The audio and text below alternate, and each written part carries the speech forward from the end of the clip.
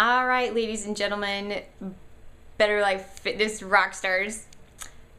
Topic number one that I'm going to talk about today is, even though this is about exercise, and I said it wasn't going to be all about exercise, it's true, it's not going to be all about exercise, our different posts, but today I wanted to talk about it because today I had a very interesting experience, and so I thought, you know what, people need to know. What we're going to talk about today is what to look for when you're looking for a trainer or a boot camp. Specifically, there are a lot of boot camps out there, a lot, and they all boast that they're the best. And I'm not saying that they're not, because there's a good chance that they have some very valid things to them. But what I want you to be aware of when you're looking at to find the right boot camp for you is, I have them written down here, 5 things. And the reason why I think these are important is, number one, I'm a personal trainer, and so I know how people can get hurt extremely easily because I've seen other trainers do it. And 2, not everybody fits a perfect cookie cutter.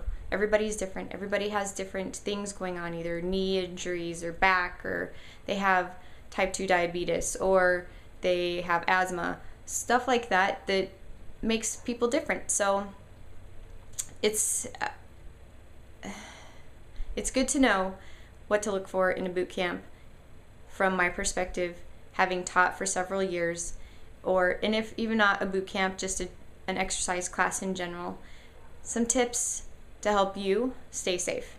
So tip number 1, the instructor should ask what your if you have any ailments, any chronic injuries, any diseases, as in type 2 diabetes, or maybe not so much hypoglycemic or hyperglycemic are diseases, but stuff like that can cause major problems if the instructor is not aware of them, and also can hurt you or hinder your results that you could get from the class.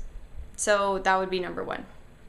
Number 2, when you're watching or participating in the class, see if the instructor is paying attention to everybody. There's a lot of instructors out there who will tell somebody what to do and then they'll do it themselves without watching form. Form is very, very important. If you're doing a lunge and you're hurting your knees each time you go because your knee is going over your toes, or you're doing a squat and you're hurting your knees because your knees are going over your toes, or you're doing some ab exercises and your lower back is arching off the ground, stuff like that, the instructor's not doing their job. Because a good instructor will make sure that everybody's safe and doing the exercises correctly. So you really have to be careful on what class you go to, because a lot of instructors don't know. Either they don't know, or they're sidetracked, or there's other things going on that, even though they may not purposely be meaning to harm you, you can still get hurt.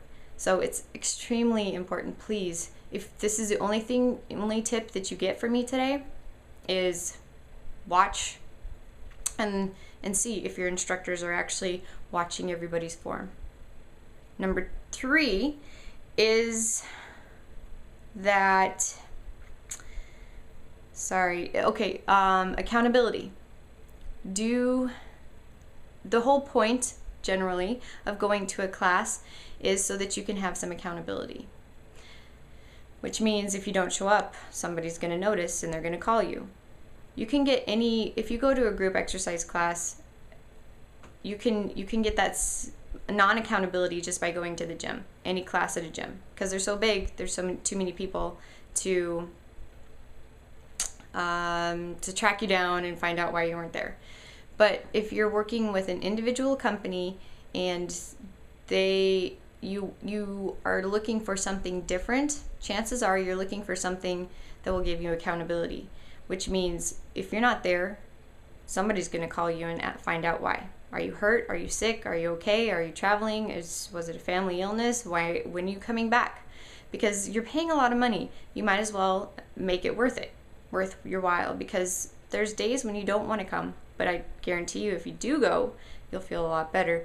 But if you keep missing because you just don't feel like it, or you're out of energy, then you just wasted a whole bunch of money and you're not meeting your goals. So the best boot camp will have that there. Is there anything else? Sorry, I'm still looking. Ideally, last point is you'll look for small class sizes.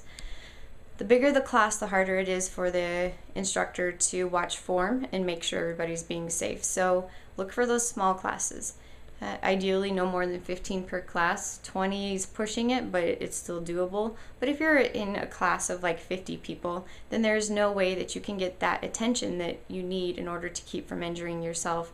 And you're going to end up hating exercise, and you're going to end up hating boot camp, and you're going to think they're all the same, and I guarantee you they are not. So hopefully those tips were pretty helpful to you, or extremely helpful, because I'm not trying to promote ours, even though we focus on those plus a couple more points, but I definitely want to make sure that you go in equipped, looking for the class that works best for you. Whether it's a boot camp or step or Zumba or whatever it is, you need to be safe, where the instructor needs to know what they're doing. So happy exercising to you, and I look forward to seeing you on our next video. So have a great day. Take care.